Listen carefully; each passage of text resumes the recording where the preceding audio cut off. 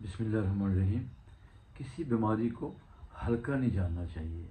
हर बीमारी का इलाज जो है वो अल्लाह की इन बनी हुई नियामतों के ज़रिए हमें दूर करना चाहिए।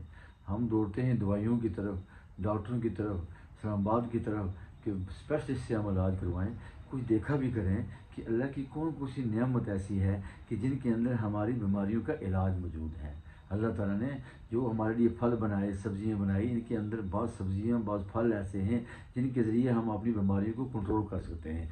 यूरिक एसिड एक बहुत ख़तरनाक बीमारी है, यही सारे डॉक्टर कहते हैं। इसके बाद गठिए का आगाज़ होता है, वो लोग बड़े दूर निकल जाते हैं। अल्लाह ताला सबको महफूज करे। तो इसका एक आसान सा नुस्खा, घर के अंदर खीरा जो है, खीरे के अंदर पानी होता है, खीरा खूब इस्तेमाल करें।